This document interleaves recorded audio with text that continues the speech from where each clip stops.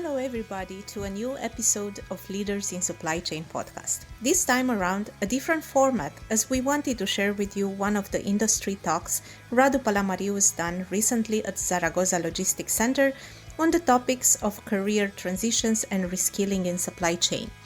Do listen in. Radu shared some of his impressions from speaking to many of the executives across the industry, as well as his own lessons and learnings through the 15 years of experience. Hope you like it and you learn a lot from it. Enjoy! I would like to welcome Radu Palamariu. He is the Managing Director, Asia Pacific and Europe of Alcott Global and the Global Head of Supply Chain and Logistics Practice. He has been working on C-level and top management executive shared assignments with top Fortune 500 companies and local European and Asian conglomerates, particularly for manufacturing, logistics, transportation, supply chain management, and e-commerce. He is contributor on latest technology shaping supply chains, human resources trends, and developments. I know because a few of you mentioned that you are listening to him or you are following his Leader in Supply Chain podcast. Welcome, Radu, and thank you very much for this online session to talk to you about a few questions that all of us will have about the recruitment in case of senior and executive profiles around the world. My pleasure. Thank you for having me, Mar, and a pleasure to be with everybody today. Thank you very much. So should we start with one of the main questions that we have had during the academic year? And it's because the most of our students are senior profiles. And one of the frequent questions that they have is about the transition in their professional career when they are moving industries or when they are moving from one country to other country. So in case that they have around 7-8 years of experience, we also have students that they have more than 7 and 8 years. So if you can give us a little bit of insight about how is working the entry level, if they are moving to other country or, or if they are changing industry. So it will be very appreciated for all of us. Sure. And as we were discussing, and I want to encourage everybody as we have this exchange, and I know Mar has some questions, and thanks for all of you who have submitted it before. And also let's keep this interactive, right? So if whilst we are sharing, you have some other questions, do feel free to, maybe it's easiest if you put it in the chat, right? So then we can address it. So let's keep this as interactive as possible, because I think that's most useful for all of you, hopefully. Now, to your question, Mar, the key principle that I think is important for all of us to remember is don't throw away the baby with the bathwater. What do I mean by that? So most of you have had 6, 7, 8 years, some of you, I think, even more of experience, right? That is valuable. There's not something that you should throw away with the bathwater, right? So the best, most practical, now again, there's so many different permutations and possibilities here, but typically as principles, I'll just stick to principles, right? If let's say that you've worked in food and FMCG, right? And then you want to transition into pharma. Well, incidentally, actually, since I was just randomly picking that as an example, but on the last podcast, I actually had Tariq Farouk, who used to work 20 years in FMCG in P&G and Danone, and then he shifted to be SVP of supply chain in Sanofi, which is as you know, is a large pharma company. And he said actually that what he did in FMCG helped him a lot because pharma is in many ways backwards, and he could implement a lot of the principles that he had from FMCG to speed up the development in pharma. Similarly, depending on how you shift industries, you should always aim to make use of what experience you've already had, right? So that's the best way, in also so that you don't start from zero, because 8 years of work experience is worth something. Even if, let's say, you move from supply chain and start doing procurement, it's not like supply chain is completely separated from procurement. So one principle is always do not discount the experience that you've already had. That is valuable. 2, it's also key, who do you focus on, as in your key stakeholders? What do I mean by that? Most HR do not see the value, or they look for boxes. They look for square pegs for square pegs. So if you apply via job portal, and if the HR looks at that, and if you have 8 years of experience in FMCG and you're applying to electronics, they'll say, this person has no idea about electronics because they've done FMCG. Does that mean that you actually have no idea? No, it does mean that most HR don't get it. So the key is make sure you are also targeting the right person, right? Because usually that person should be the hiring manager. And it also sometimes means, especially when you're doing these transitions in between industries, that is best go after hiring manager, go after the network, your existing network of people, because some of your network would have changed industries as well. So go through that connections rather than applying for jobs. So the channel you use is critical. And also there's hiring managers and hiring managers. And I can't stress this enough. If a person, I don't know, ended up being chief supply chain officer or chief operations officer after 20 years or 30 years with the same company and growing like this, they're likely to have a certain mindset, right? Whereas if somebody joined because they've done a couple of things, they're going to have a different mindset. So you also need to be mindful of, there's going to be hiring managers that are going to, especially like Tariq that I just gave you the example, right? Of course, he's just done transitions of industries himself. So he will be open for people like you that want to transition industries, right? He's done it. He knows it's successful. He knows it helped him. Great. If you go to the other person that has worked 30 years in the same company, they might not think like that. So you also need to be, mindful. It's not personal. It's not about you when you make these transitions, but you need to go to the right channel, to the right person. And third principle, numbers game.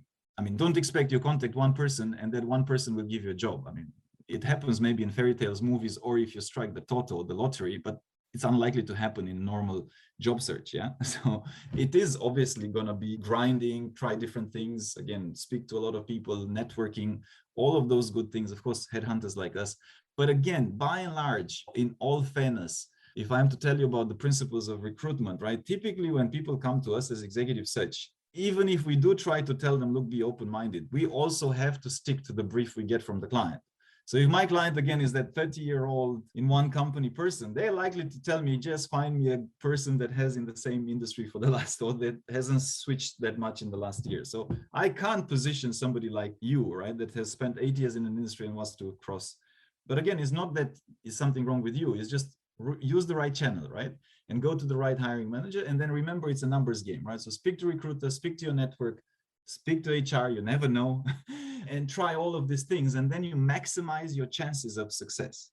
But it's never a straight line. A great person, you can follow her, you can find her on LinkedIn. Donna Wharton, she's the global head of supply chain for Microsoft. She tells a lot of stories around how a lot of times she moved laterally, she moved even downwards, because life is not a straight line up. Yeah. And these transitions is normally that sometimes you might need to go lateral. Sometimes, maybe you were director in your last company and you need to go senior manager to take, a role in a different industry. That's fine. Yeah. I mean, everybody needs to start somewhere. Now, I would, however, not advise you to go entry level, right? Because then maybe it's a little bit too much of a, so one step down, fine, but, also don't go too far off, because depending on circumstances, you need to take this call. It can take a while to go back up, right? Again, cases and cases. If you go into a company like, I don't know, Zalando or fast growing e-commerce, or, I mean, those guys in 1 year, I've seen, we work with Wayfair, if you're familiar, maybe some of you are familiar, it's a large furniture e-commerce company, mostly in Germany and UK, however, in Europe. In Wayfair, I've seen promotions twice a year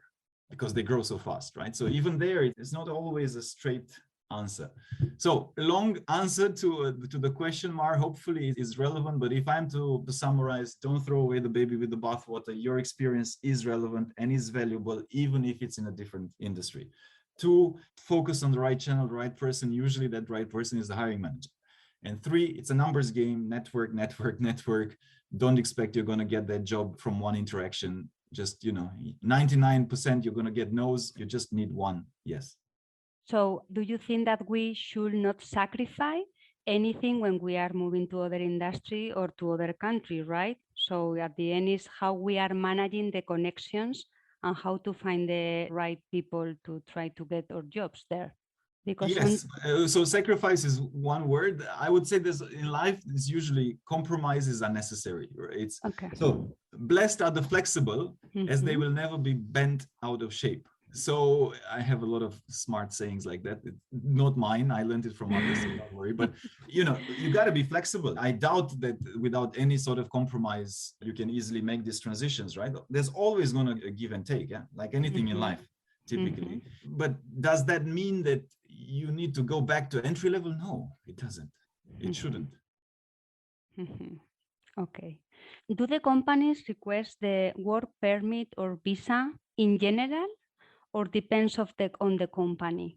So because you have experience with dealing with different industries, different companies, we are experienced also here because we are hosting companies at the campus. So in general, what do you think about it? It's very much country specific. Like when I got into Singapore 13 years ago, 14 years ago, it was fairly easy to get there. Even 2, 3, 4 years ago, it was fairly straightforward and it was also desirable. Now, one, the government has made it a lot more difficult to get working visas in Singapore. And two, the tractability of Singapore as a location with all the travel restrictions has diminished. That's Singapore, right? In Dubai, it's fairly straightforward. In Europe, depending. But it also depends where do you come from. Like I have a friend, she's Singaporean, she's trying to get a visa in Switzerland. She's having massive headaches because, there's laws and there's the European Union and there's preferences and so it depends, right? It depends on the country that you want to work. It depends on your nationality.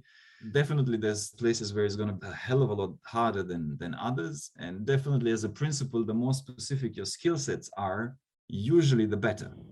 So if you're a rocket scientist, you're likely to find a job anywhere because there's not a lot of rocket scientists. Now, if you're supply chain management by and large, maybe it's not as specific as a skill. So then you got to pick a little bit your battles and where you're most likely to stand out, right? So that's as far as I could, without having a specific example, could share a big picture.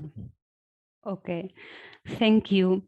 The following that we have prepared, where could we find a piece of information about the cost of living in the different countries to negotiate our salary band correctly during the recruitment process? Because, for example, just only in Europe, we have completely different cost living depends on the country.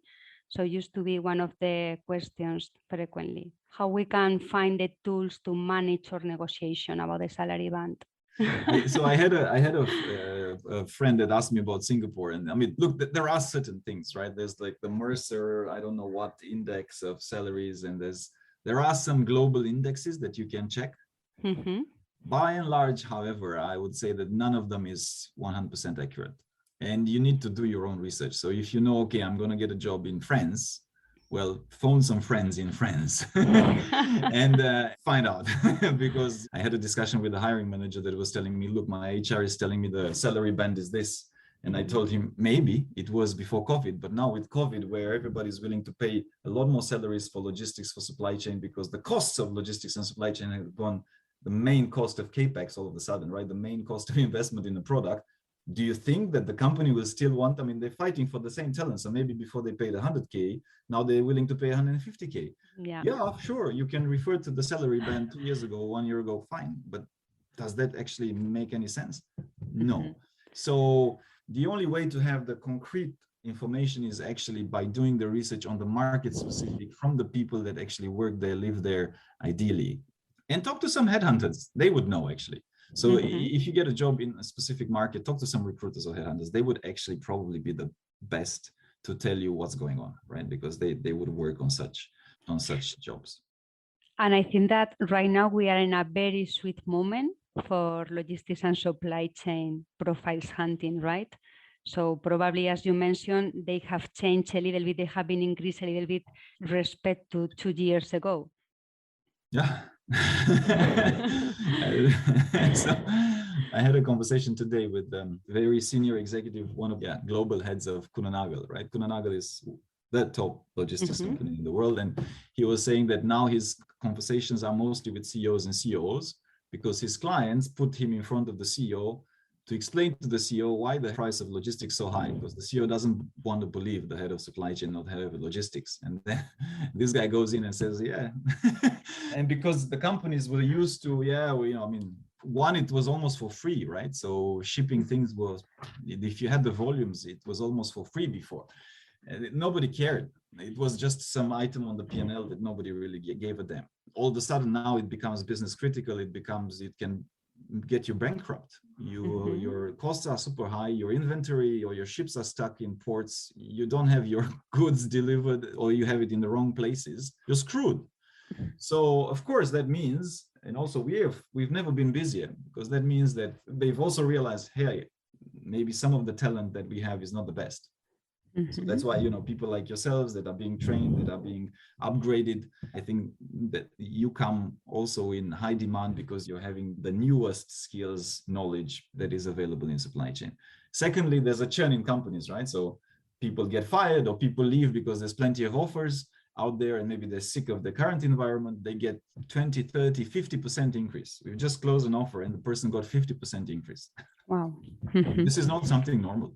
And also, it's not going to last forever. But right now, it's a nice party for most people in supply chain and logistics. So that's another reality. So I would say it's a great time to come to market now, right, with these skills. But again, remember what I said at the very beginning. It is key that you go to the right people that understand the value. And usually the people that understand the value are the people that either own the P&Ls, right? So it's the CEOs, COOs, CSCOs, or the people that feel the biggest pain, head of logistics, supply chain, right? Where you can fix pain. Those are the areas which I would focus on. And following, now it's very interesting because one of the questions that we prepared was about the key hard skill needed right now. So what do you consider about the right skills to have now as supply chain professional? We mentioned in the context of 4IR, acceleration, but maybe we can extend in general because now it's very competitive as well.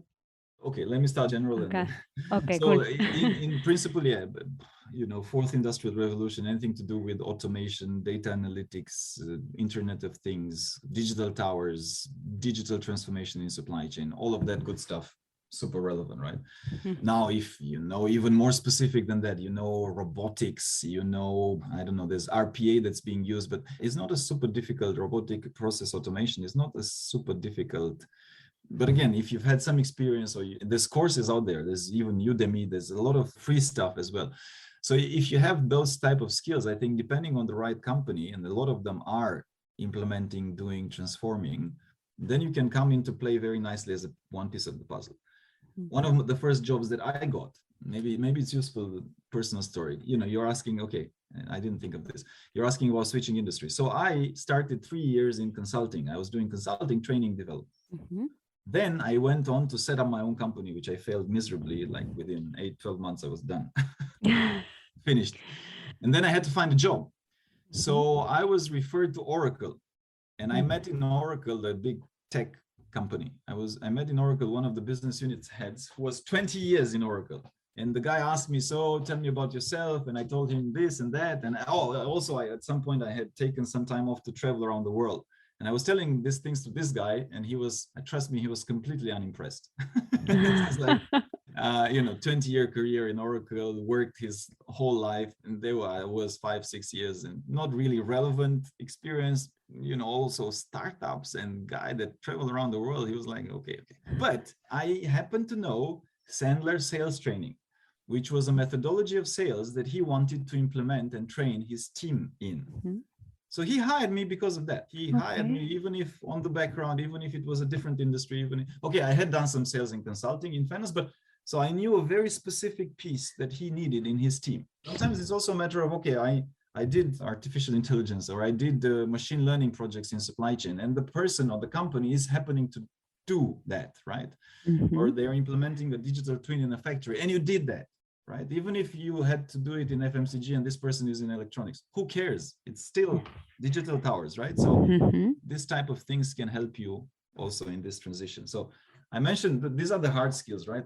But by and large, don't discount soft skills. I would say that soft skills are underrated.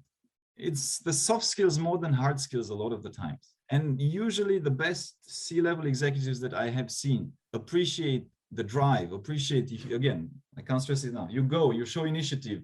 I had a candidate that literally sent different case studies of how he would improve companies to their executives. Now, of course, not all of the executives replied to him, but one or two saw the effort that he had done and replied because, wow, this guy has really put in the extra effort. And then he ended up doing some interviews for some of these companies and getting a job.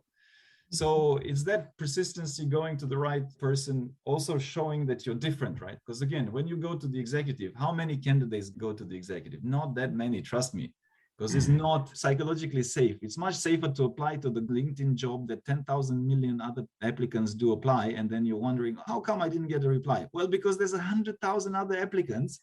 And unless you very much fit exactly the same box that the HR, God knows how good the HR is, you're not going to get selected. Whereas if you go to the executive, it's pretty unlikely that so many people are doing that. Soft skills, soft skills are underrated. Team building skills, leadership skills, influencing skills that you don't learn in school. That's where, even in Zaragoza, I mean, you learn to a certain extent, but that's where the 7, 8, 10 years of experience that you have puts you in a way better position than anybody that is just starting.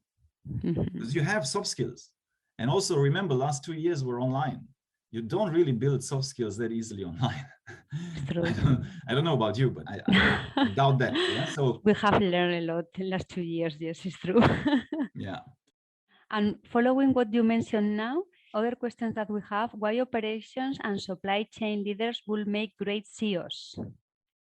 I think perhaps what is missing today and what we need more of is of supply chain people who own that and who truly believe that and who act as business partners. So I think also historically, right, maybe supply chain or logistics or what operations has been seen at the back of the room. It has firmly moved to the front of the room the last 2 years. Firmly, it has moved to the board. It is on the agenda of the C-level. It's also a mental game. You all need to believe this. It is true, by the way. It is 1000% true. And you got to believe it and stand by it and then act accordingly. Do we have any other opinion? Do you would like to participate? Yeah, I actually had a question regarding the second part that you were talking about, the soft skills. The thing is that when we present ourselves to any job vacancy, most of the time what we're asked is to send our CVs.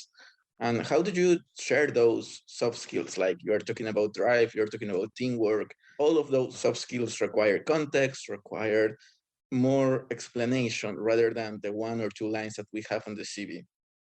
Look, great question. And there's the problem with CVs. You can't, or it's unlikely that you're gonna, somebody's gonna read through the CV and figure out your soft skills. That's where all the part around the CV is so key, right? How do you follow up? How do you engage? How do you stay in contact? How do you, there's creative ways. And again, every process, it's unlikely that you're going to be the only ones applying for a role or considered, right? So every process, you also need to think that how do I stand out, right? And what would be ways in which I can stand out? And there's from wacky ideas. There was a candidate that was sending out donuts, and inside the donut box was his CV. Now, this was a marketing applicant, right? So it may work in the realm of marketing. That's the way they stood out. Now, in the realm of supply chain, there's things that you can do. I mean, you can also include video or something, that shows, look, he went the extra mile. Now, again, it depends a little bit. What's the job? How much do you know about the job? Do you have some sense of the pain points? Also, what's your strength? I wouldn't suggest you learn how to make videos unless you really have a passion for it. If you're good at that, sure, do that, right? If you're not good at videos, maybe you do, I don't know, you make a PowerPoint presentation where you come up, like I told you, right, with some ideas of how the company can improve. And you do that extra. So that shows, okay, I've just had a discussion for hiring somebody in our team. She came up with the presentation. We gave her a case study. She came up, okay, this was my thought process. Punk, you presented. This is why I think this works, Punk, right? So that's on top of whatever the CV that she had applied for the job. And it showed me, look, she has analytical skills. She has the drive. She had attention for detail, right? That's how she demonstrated, right? So, but that's also a little bit the trick. The easiest way in which people can also get rid of you is send me your CV, right? So don't let it stop there, especially if it's something that you really, really want. Yes, send the CV, but then send something extra. Show that you're really keen. Contact some more people in that company. Do follow-ups. All of these things are the soft element to your application, and prove the soft element to your application. Okay, makes sense. Thank you. Do you have any other questions about what we were talking till now before we are moving to the following question? I have a question. When recruiting people, I mean, you do it as a consultant and a headhunter, but us also, we might be all end up in the position or are in the positions where we need to recruit people globally and remotely. And we still need to make sure that the hard skills and soft skills are there. So what would you recommend us to take as the guiding principles on securing that the team members we need to recruit that are as they should be under these conditions what we are today? Excellent point. Yeah. And we're likely to continue to live hybrid times, so new world of work, whatever that means. And for sure that will mean flexibility and will mean much more office remote combination. I mean, I don't know if I have a magic formula. I think again, it's back to the principles or back to, and the principle is common sense is not that common. but common sense principles to me would be always as part of the process. I advise to include some sort of case study. Talk is cheap, it's also the higher you go in your career, the more likely is that you will know how to interview. I tend not to put a lot of emphasis on that. I mean, of course, it can be a disqualifier, but otherwise it's a hygiene. It's normally that you should interview fairly okay. But the case study tells you, right? I mean, I've just had this experience on a job with the client. Before the case study, they had rated candidate A top, candidate B a maybe. After the case study, candidate A was disqualified. Candidate B, very good presentation, very good, solid framework, went to the next step, right? So I would always include a relevant case study to the job to see what exactly can they deliver. That's one. Two, such a simple thing, but again, many people forget, ref checks. So it gives you some perspective, but always try to get some sort of informal, and always make sure you interview and you get ref checks from people that reported to them. Because it's one thing to ask their boss. I mean, typically, again, people know how to manage upwards. That's not where the test of true character is, in my opinion. It's how do you manage your staff? That's where you see a lot better the character of people. Yeah, I would do ref checks informally if possible with people that worked for and peers, because they would typically give you some boss. But again, most people are okay with managing their bosses, otherwise it's a fairly short life in a company. So that's another thing. And another thing, I mean, that I would say, again, common sense, but depending on the company, the structure, how many layers and stakeholders and how matrix the organization is, most companies that I deal with and we deal with, no matter even after we do our best, they're still not aligned. Like, the bigger the companies, you're going to have the main stakeholder, but then you're going to have a couple of other stakeholders, and they're all going to have opinions. So, I can't stress that enough, that ideally as a company, you should really try to get as close as an alignment. Is never going to be perfect before you even start the recruitment process, right? Because how are you going to know who recruit if you're not even internally aligned? And that happens a lot. And then you end up wasting your time, the candidate's time you can waste. You also get into potentially damaging image of the company, of your team, and so on. So that's another thing that I see as a mistake that companies make. They go ahead with trying to hire somebody, and then they figure out they don't know, they're not aligned, they have conflicting agendas. Yeah, and increasingly in our world, it should be clear, how much flexibility do you have in terms of, do they need to be office-based? Can they be remote? Can the company make it happen? What does the candidate want? How do they want it? Their personal life, get clarity in terms of that. Do they have, 2 kids at home and they will need to take care of the kids whilst working? All of those things that maybe before we had less worry about, now it becomes extremely important to make sure that is there and taken care of. So this again, some principles, I don't know if there's a silver bullet, but I think if you do this, you increase your chances of not screwing up. Thank you. You mentioned now one point that it was more or less included in one of the questions, no? Because we were talking about flexibility and working remotely, no? Especially when you are dealing with your familiar life as well. One of the questions that we had is like, which kind of benefits offer the companies in senior and executive roles? Which one is the tendency right now? Because it has changed as well. So do we have any, like a general rule, or is, again, depends on the company about the benefits? Like shares or pension schemes. I saw something on LinkedIn that I loved. There was one person that said, bean bags, free beer, and massage in the office does not make for a culture. Look, you can get the wackiest of benefits. And also you as a hiring manager, depending what company you're going to end up working for, if it's Google versus, some will have all sorts of benefits. I have not seen long-term, when you go into an office or even in your home, or if you stay in a fancy hotel and the view is amazing, and you are utterly impressed and mind-boggled for 5 minutes, 10 minutes, half an hour. But after that, that's it. It becomes the norm.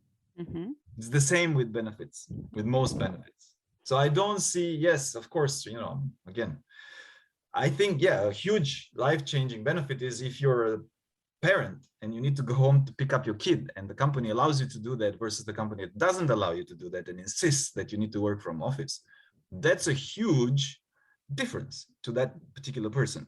Whether they have free beer, I don't know. I mean, so I don't think it matters.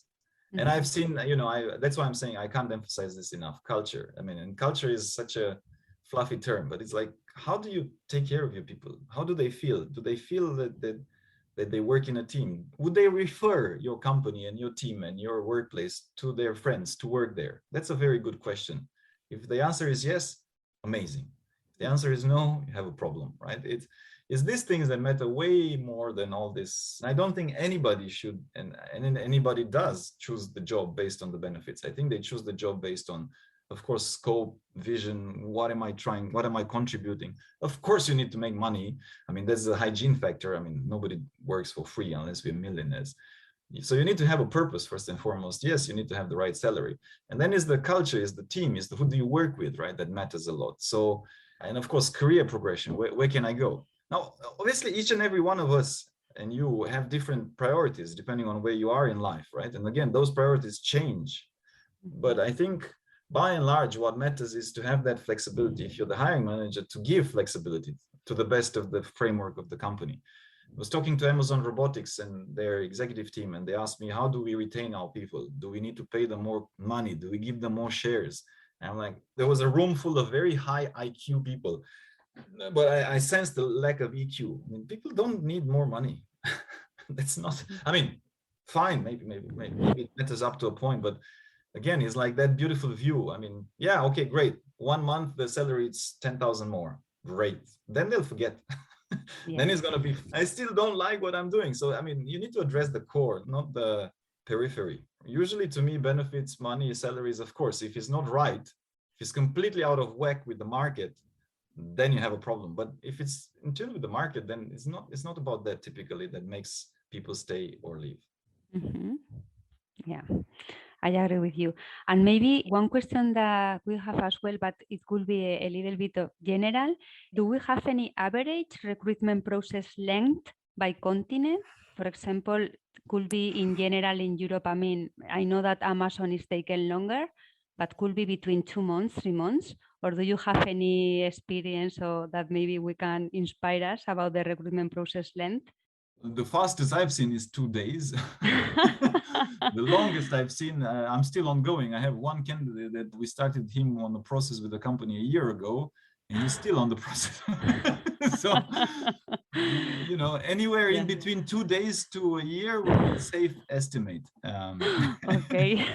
So, and of course, it depends. I mean, the more senior the role, typically the more layers and stakeholders are involved. The less senior the role, it can be faster, right? But I wouldn't say there's necessarily a hard and fast rule. Yeah, there's certain companies that are extremely procedural. There's others in startups that can be very fast. I don't know if there's a hard and fast rule for this. Mm-hmm. And do you have any recommendation for our students to follow the recruitment process? Because, I mean, in a few cases, they can be exhausted. So if they are dealing with more of one, and while they are still with their academic responsibilities, also familiar responsibilities? Look, for most of us, if we're not psychopaths and devoid of emotions, job searches are draining, are hard. It's hard. It's an emotionally difficult journey, right? You have to deal with the rejection. It's just part of most job searches. So, I mean, again, practical things. It's best if you have somebody that you do it with, right? Again, you're a class, or you're, I don't know, 20, 30 on this call, right? You can help each other. You can make pairs, threes, right? You can encourage each other. That always helps. Typically, it does help, right? So I would advise for things like that. It can be good. Knowledge, knowing that it's going to be a numbers game, right, helps others, right? So that's why I'm saying there's depending a little bit. You need to know yourselves, right? There's people that are more extroverted, that are people that are more introverted. There's people that are more process driven. If you're process driven and you can function like that and say, look, doesn't matter. I have a target of 50 people to contact.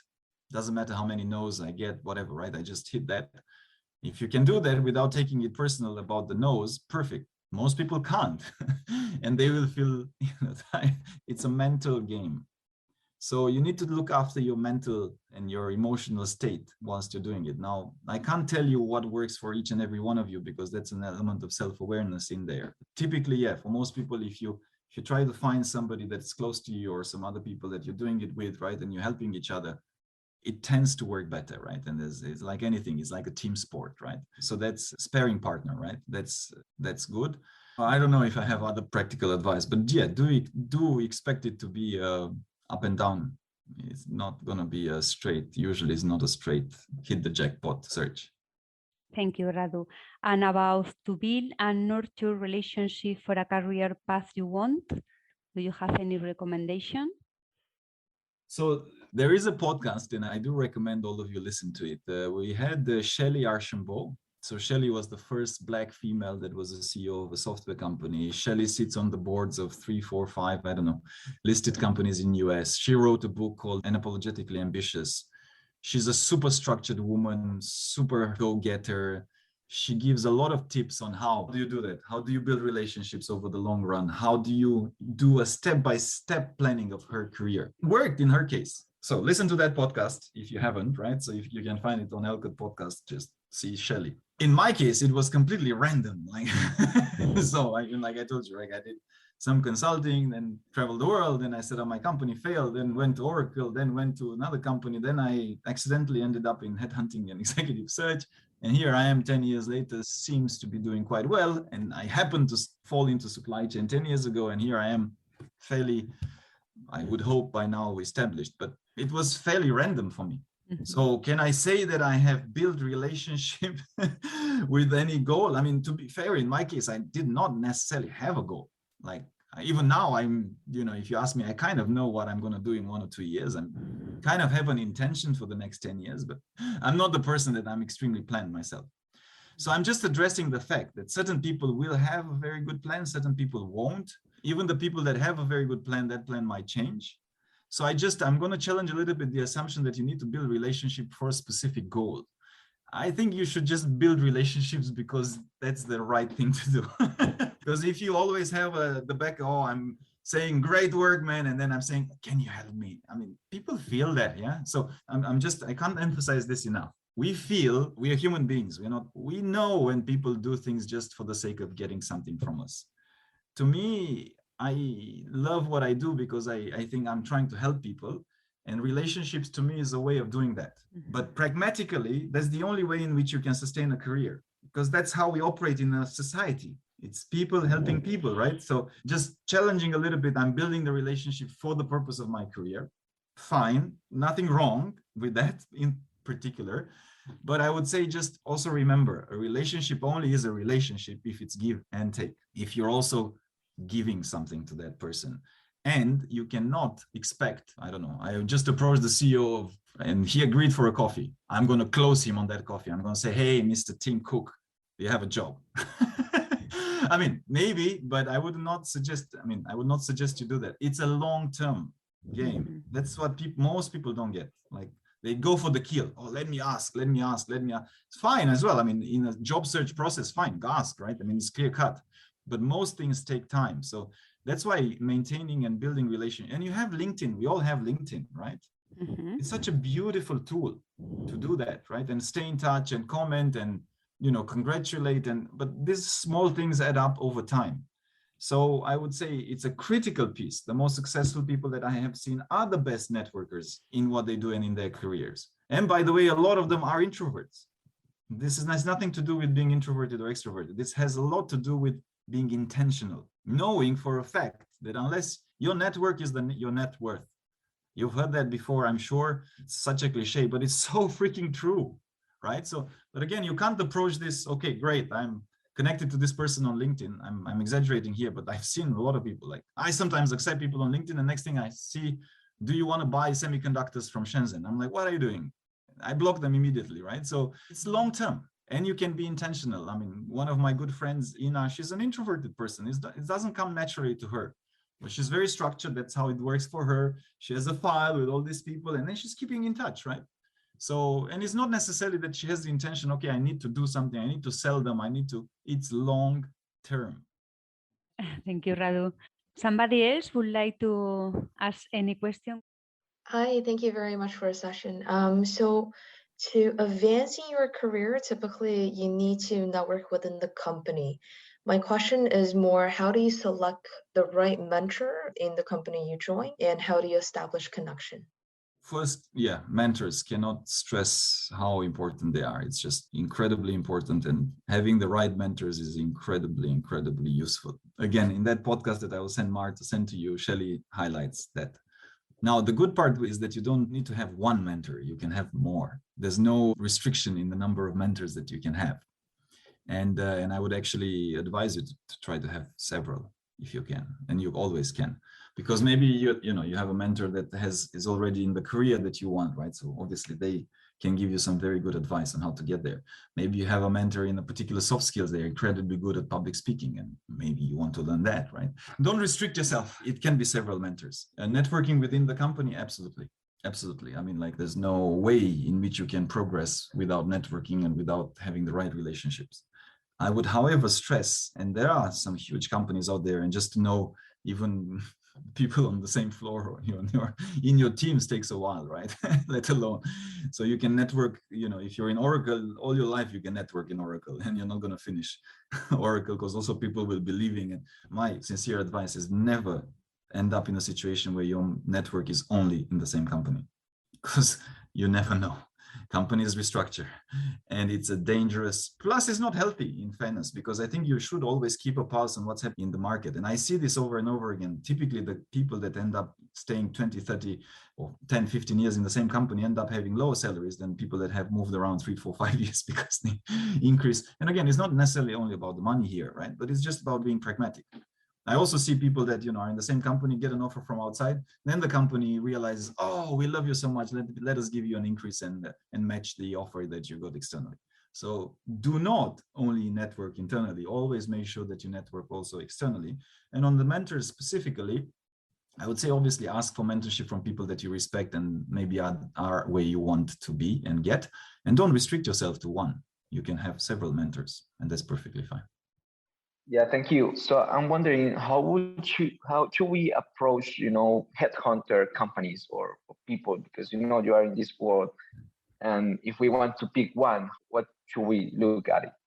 Now, the thing with, and I think most people may not understand this properly, and I've gotten this myself, right? We always try to reply, and we always try, but ultimately headhunters are paid by clients, and ultimately clients have a mandate.